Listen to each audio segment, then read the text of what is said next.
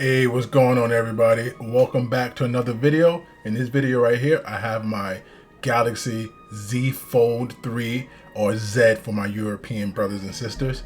And as you see here, the creases. I had this phone since August, so it has been less than a year.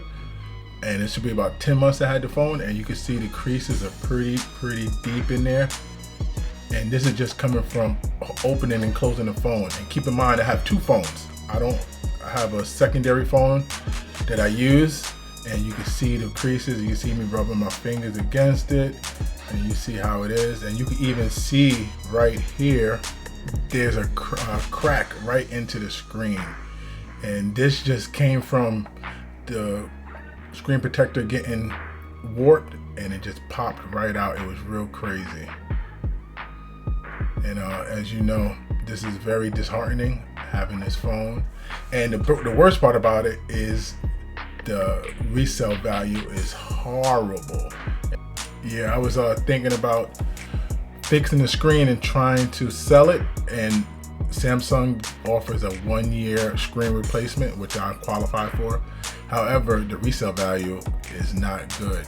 I looked it up on my usual tech gadget sites. The resale value for this phone is basically about 500, 600 tops, unless you try eBay.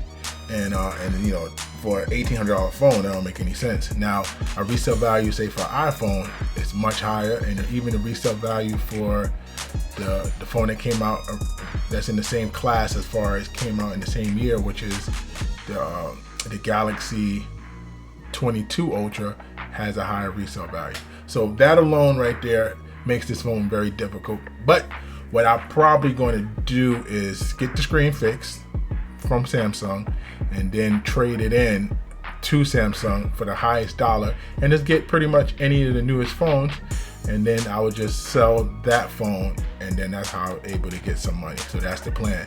All right, everyone, please like, share, comment this video so you can actually see what's really going on with this with the Samsung phones.